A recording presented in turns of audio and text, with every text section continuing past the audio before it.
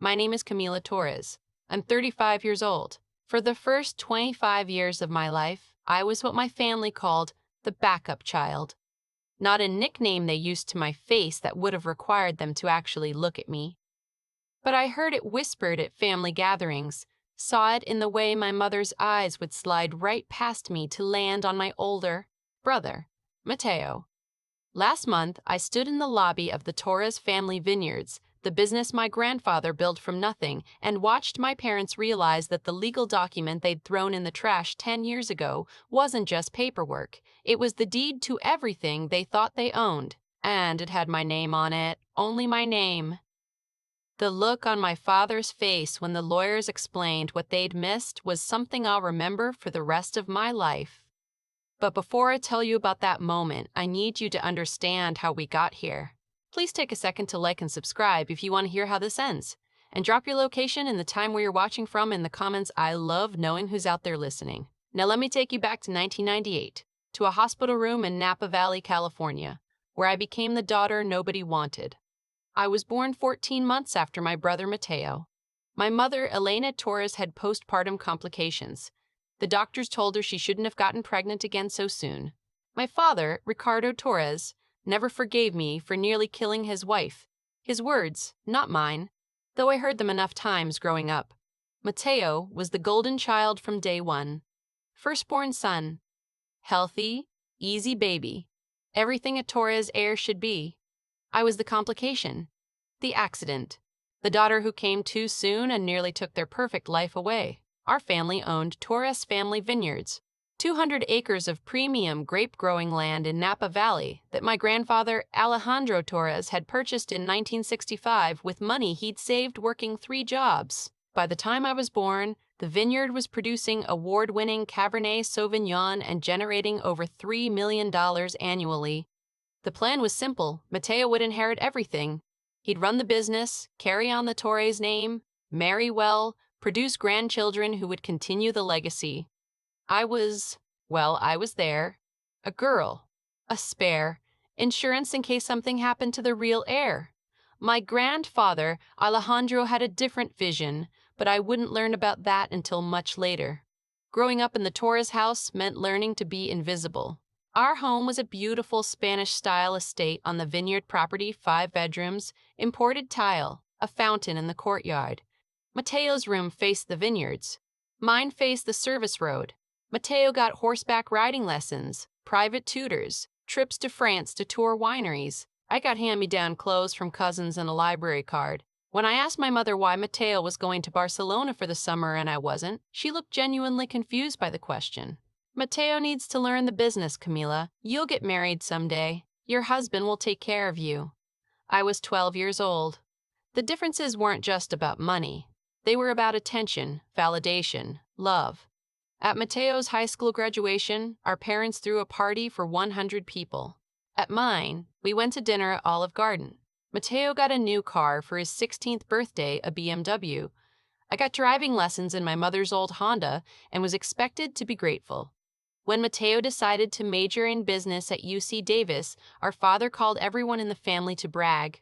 When I got accepted to UC Berkeley with a scholarship to study agricultural science, my father's only comment was, "That's nice, Mija. Can you help your mother set the table?" I learned to swallow disappointment like vitamins. Daily.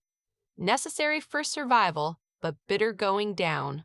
The person who saw me really saw me was my grandfather Alejandro. He lived in a casita on the vineyard property, a small guest house he'd built himself in the 1970s. While my parents obsessed over Mateo's future, Abuela would invite me to help him in his workshop. He taught me about soil composition, about how different rootstocks affected flavor profiles, about the art of blending. He taught me that wine wasn't just business, it was agriculture, chemistry, art, and history all mixed together. Your parents think this is about money. He told me once when I was 16, his weathered hands holding a glass of wine up to the light. They're wrong. This vineyard is about legacy, about knowing where you come from and taking care of the land that takes care of you. Mateo will do that, I said, trying to hide the bitterness in my voice. He's the heir. Abuelo looked at me for a long moment. An heir isn't born, Camila. An heir is chosen. And I haven't chosen yet. I didn't understand what he meant. Not then. The summer I turned 21, everything shifted. I'd just finished my junior year at Berkeley, studying viticulture and enology, the science of grape growing and winemaking. I was home for 2 weeks before heading to an internship in Sonoma County. Abuelo had been diagnosed with stage 4 pancreatic cancer that spring. He was 82, still sharp as ever, but his body was failing rapidly. The doctors gave him 6 months. He lasted 4. During those final months, I spent every free moment with him. We'd sit in his workshop, and he'd tell me stories about coming to California from Jalisco with nothing but $47 and a dream, about buying this land when everyone said he was crazy, about the first harvest that almost failed, about building something from dirt and determination. "The vineyard doesn't belong to me," he said one afternoon, his voice weak but certain. "I'm just its guardian for a while. When I'm gone, it needs someone who understands that. Mateo thinks wine is a luxury product for rich people to show off at parties." Abuela's eyes were fierce despite his failing body. "You think wine is the earth's way of telling its story. There's a difference." 3 weeks before he died, a lawyer came to visit. A woman named Patricia Morales from a firm in San Francisco. She spent 2 hours closeted with Abuelo in his casita. When she left, she pressed an envelope into my hands. "Your grandfather wanted you to have this," she said. "Don't open it yet. He said you'd know when the time was right." The envelope sat in my desk drawer for 3 years. I almost forgot about it. Abuelo died on a Tuesday in August. The funeral was massive. Hundreds of people from the wine industry, from the community, from our extended family. Everyone loved Alejandro Torres. Everyone had a story about his generosity, his wisdom, his dedication to the land. At the reception after the funeral, held at the vineyard's tasting room, my father stood up to make a speech. He was 54 then, still handsome, silver threading through his dark hair. "My father built this vineyard from nothing," Ricardo said, his voice carrying over the crowd. "And he taught me that family legacy is everything. I promise to honor his vision by ensuring Torres Family Vineyards continues to thrive for generations. My son Mateo will carry forward what my father started." Applause. Mateo stood, looking appropriately humble and honored. My mother dabbed her eyes with a handkerchief. I sat in the back of the room, invisible as always. That same afternoon, Patricia Morales, the lawyer, approached my father with a large envelope. I was close enough to hear the conversation. "Mr. Torres, this contains documents regarding your father's estate. I need you to review and sign these acknowledgement forms." My father barely glanced at the envelope. "My father and I already handled the estate planning years ago. Everything transfers to me as the surviving son. My attorney can look at this later." "Sir, I really think you should, Ms. Morales. I've just buried my father. Whatever paperwork this is can wait." He handed the envelope back to her. "Mail it to my office. My assistant will file it." Patricia looked like she wanted to say more, but my father had already turned away. I watched her hesitate, then placed the envelope on a side table near the door. Among the flower arrangements and sympathy cards, it was just another piece of paper. By the end of the evening, it had been thrown away with the rest of the cleanup. The envelope my grandfather had given me directly stayed safe in my desk drawer. The one that contained the information my father needed never made it out of the trash. For 10 years, life continued exactly as expected. My father took over the vineyard. Mateo, who'd graduated with a business degree and an inflated sense of his own importance, became vice president of operations, a title that meant he showed up to board meetings and took clients to expensive dinners. I finished my degree at Berkeley, then got my master's in viticulture at UC Davis. I worked at 3 different vineyards in California and Oregon, learning the business from the ground up. I spent harvests in the fields, learned to drive tractors, studied under master winemakers. My parents occasionally asked when I was going to get a real job or find a husband. They never asked about the wines I was helping to create or the recognition I was earning in the industry. When I turned 28, I was offered a position as assistant winemaker at a prestigious vineyard in Willamette Valley, Oregon. 6-figure salary, creative freedom, housing included. I accepted and moved 600 miles away from Napa. My mother's response: Well, I suppose it's good you have something to keep you busy. I went home for Christmas that year. Mateo had just gotten engaged to a woman named Brittany, a social media influencer with 200,000 followers who posted photos of herself in vineyard photo shoots with captions like "Living my best wine life." The whole holiday was about their upcoming wedding. Venue options, dress fittings, whether to have a ceremony at the vineyard or somewhere more upscale. My mother spent hours showing me Pinterest boards I hadn't asked to see. At Christmas dinner, my father announced that he was making Mateo a 20% partner in the vineyard. "Time to start transferring ownership to the next generation," he said, raising his glass. Nobody mentioned transferring anything to me. I was there as a guest, not family. That was the last Christmas I went home. For the next 3 years, I built my career in Oregon. I won awards. I created wine blends that sold out within weeks. I was mentioned in Wine Spectator twice. Industry people knew my name. My family called twice a year my birthday and Christmas with conversations that lasted less than 5 minutes. Mateo and Brittany's wedding was scheduled for early October, during harvest season. The invitation arrived 6 months in advance, thick cardstock, gold embossing, my name spelled wrong. Camila instead of Camila.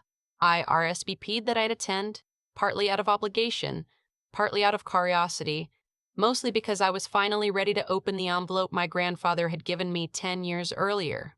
The night before I left for the wedding, I sat at my kitchen table in Portland and broke the seal I'd kept intact for a decade. Inside was a handwritten letter and a legal document. The letter was in my grandfather's familiar script, "Mi querida Camila, if you're reading this, I am gone. And if Patricia did her job, your father should have received the estate documents by now. Knowing your father, he probably ignored them. Men like Ricardo don't like surprises, so they refuse to see what's right in front of them.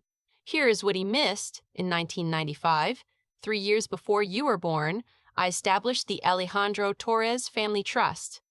The trust owns 100% of Torres family vineyards. The land, the business, the wine inventory, everything. I am the trustee. Upon my death, the trustee. Upon my death, the successor trustee takes over. That successor trustee is you, Camila. Everything, the vineyard, the tasting room, the production facility, the brand, the accounts, all of it is held in trust. Your father has no ownership. He never did. He has been operating the business on my behalf as general manager, a position I allowed him to hold. Now it's your turn. The legal documents explain everything. Patricia Morales has all the originals. She will help you when the time comes. I chose you for 3 reasons. You love the land. You understand wine.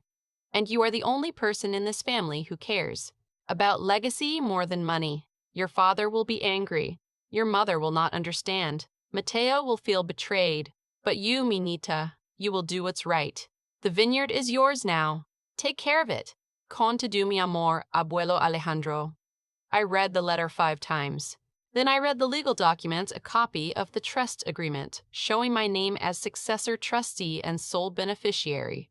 For 10 years, my family had been operating a business they thought they owned. They'd made decisions, invested money, planned for the future, all based on a lie they'd told themselves. The document they'd thrown away at my grandfather's funeral would have told them the truth. But they'd been too arrogant, too certain of their own importance to pay attention. I called Patricia Morales the next morning. The wedding was everything you'd expect from people obsessed with appearances. 200 guests, ceremony in the vineyard under an arch covered in roses, reception in a tent large enough to house aircraft. I arrived the day before and stayed at a hotel in town, not at the family house. My mother had assumed I'd want to help with setup. I declined. The ceremony itself was beautiful in that expensive, impersonal way.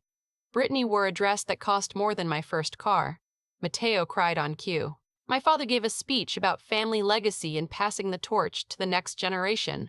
I sat in the back with distant cousins who didn't remember my name. The reception was in full swing, dinner served, champagne flowing, speeches made when Patricia Morales arrived. I'd asked her to come, to be there when the moment happened. She wore a gray suit and carried a leather portfolio. She found my parents at the head table laughing with Mateo and Brittany in the wedding party. "Mr. and Mrs. Torres, I need to speak with you. It's urgent." My father looked annoyed at the interruption. "Patricia, what are you doing here? This is my son's wedding." "I'm aware. This can't wait. Her voice was firm, professional. It's regarding the Torres family vineyard and the trust documents I gave you 10 years ago. My mother frowned.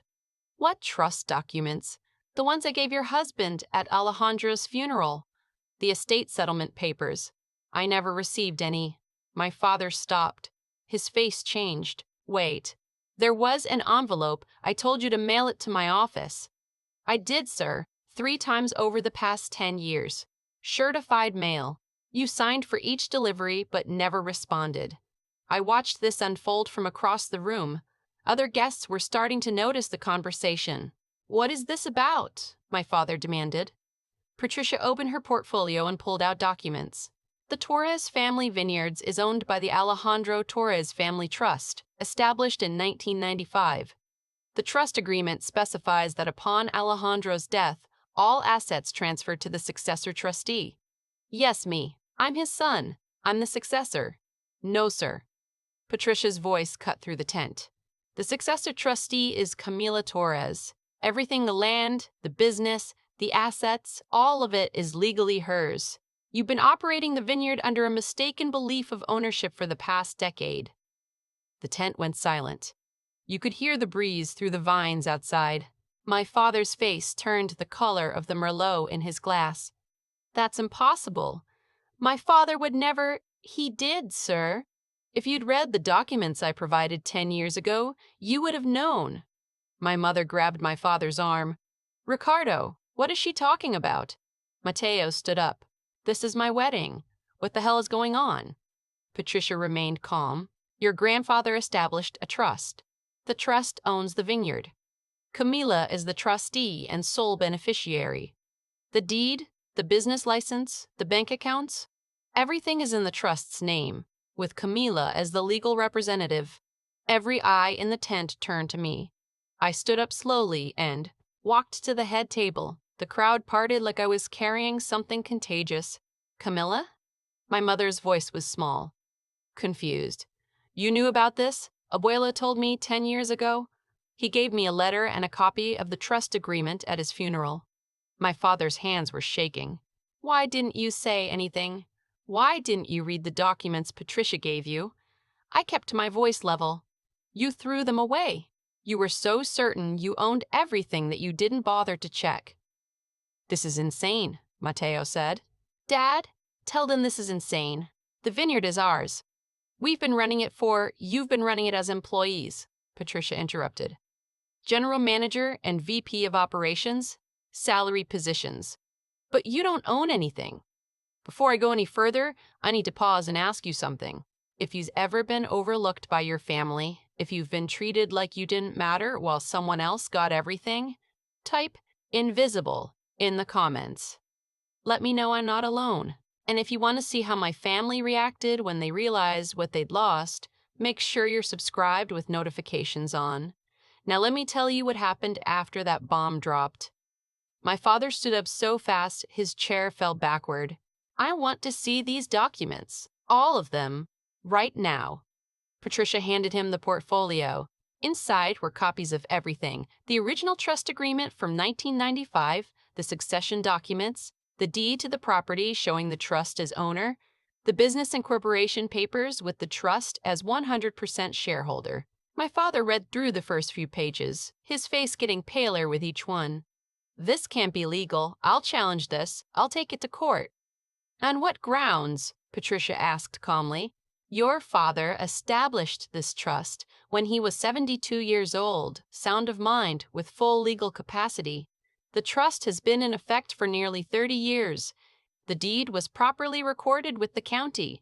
You've been receiving copies of the annual trust tax returns for a decade you just never read them. My mother looked at me like I'd betrayed her. Camila, how could you keep this from us? How could you treat me like I didn't exist for 35 years? The words came out quieter than I'd expected, but they landed hard. That's not fair, my mother said. We always took care of you. You gave me a roof and food and occasionally remembered my birthday. That's not the same as caring about me. Around us, the wedding guests were frozen. This was supposed to be a celebration. Instead, they were watching a family implode in real time. Brittany, the bride, looked at Mateo with wide eyes.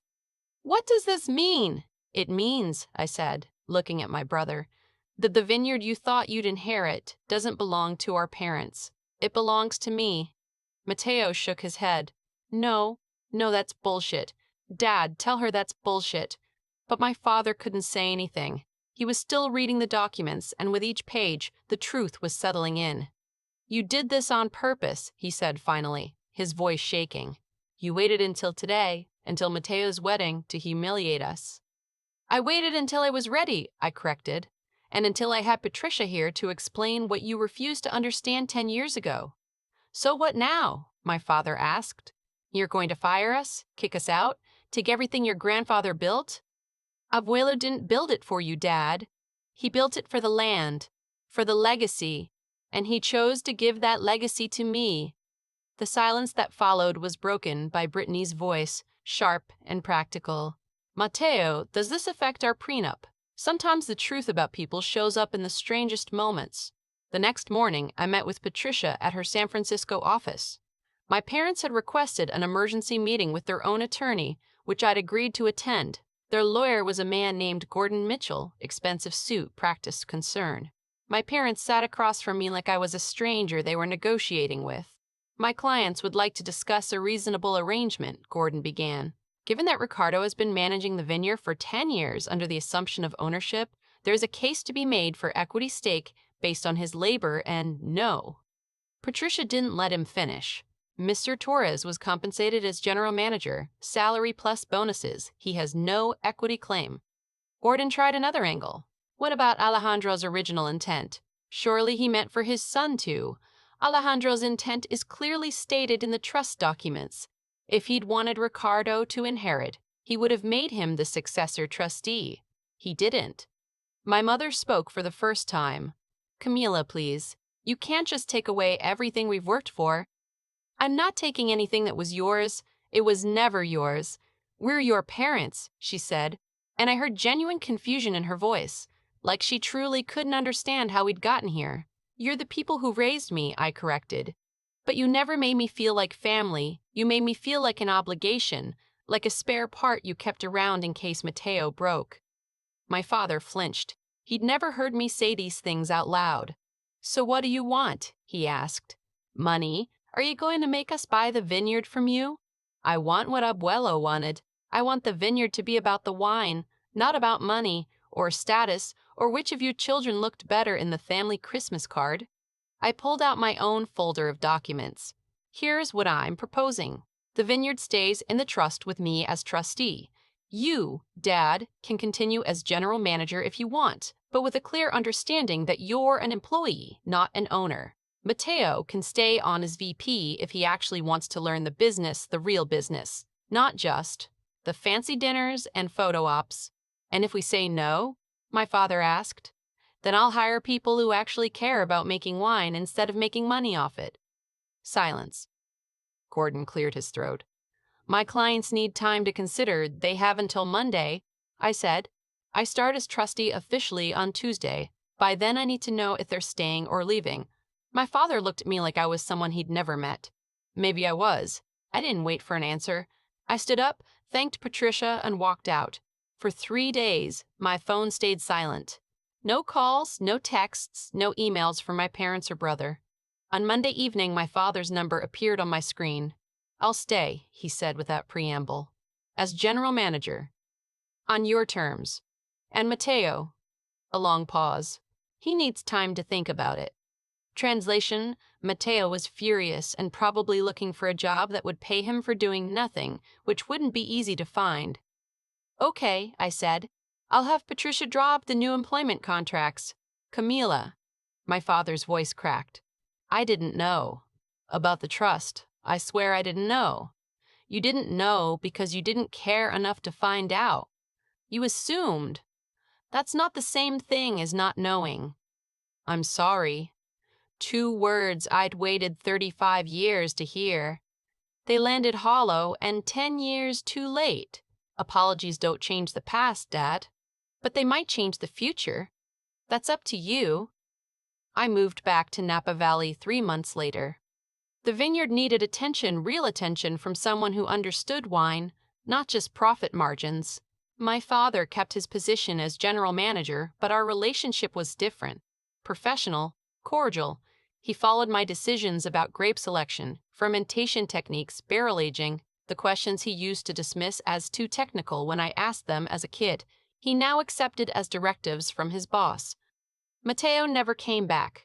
He took a job at a tech startup in San Francisco, doing something with cryptocurrency and NFTs that I didn't understand and didn't need to. Brittany left him after 8 months of marriage. Apparently, being married to the heir of a vineyard was very different from being married to an unemployed middle manager. My mother struggled the most. She built her entire identity around being the matriarch of the Torres family business. Now her daughter was the one making decisions, and she couldn't reconcile that with the narrative she'd spent 35 years writing. We had coffee once, about 6 months after the wedding. She sat across from me at a cafe in Yountville, stirring her latte with shaking hands. "I don't understand how we got here," she said. "You treated me like I was invisible for my entire childhood. What did you think was going to happen? We didn't treat you—" She stopped, looked down at her coffee. "I loved you. You loved the idea of having a daughter. You just didn't love me." A tear rolled down her cheek. "What do I do now?" "That's up to you, Mom. You can keep being angry that things didn't go the way you planned. Or you can accept that maybe Abuelo saw something in me that you missed." She didn't have an answer. The vineyard transformed under my management. I hired a new winemaker who shared my philosophy about terroir and minimal intervention. We invested in sustainable farming practices. We started producing smaller batches of higher quality wine instead of chasing volume. 2 years after taking over, our Cabernet Sauvignon won a double gold at the San Francisco Chronicle wine competition. The wine that won was from a blend I'd created personally, using techniques my grandfather had taught me in his workshop when I was 16. The day the results were announced, I was in the vineyard walking between the vines like Abuelo used to do. My phone rang my father. "I saw the news," he said. "Congratulations. Thank you. Your grandfather would be proud." I looked out at the rows of grapes, the hills beyond, the land that had been passed down through generations and was now, officially, mine to protect. "I hope so," I said. "I know so." My father's voice was different, softer. "I'm starting to see why he chose you."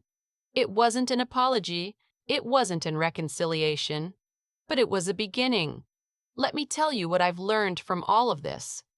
Being overlooked by your family isn't about being unworthy. It's about them being unable to see past their own expectations.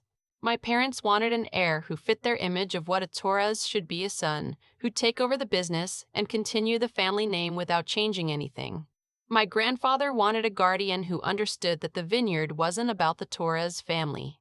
It was about the land, the wine, the craft. Someone who'd protect what he built, even if that meant changing everything. He saw that person in me. Not because I was smarter or better than Matteo, but because I paid attention, because I asked questions, because I cared about the soil and the vines and the stories in each bottle of wine. The document my parents ignored for 10 years wasn't just a legal transfer of property. It was my grandfather's final statement about what matters, not blood, not gender, not tradition, but love for the work itself.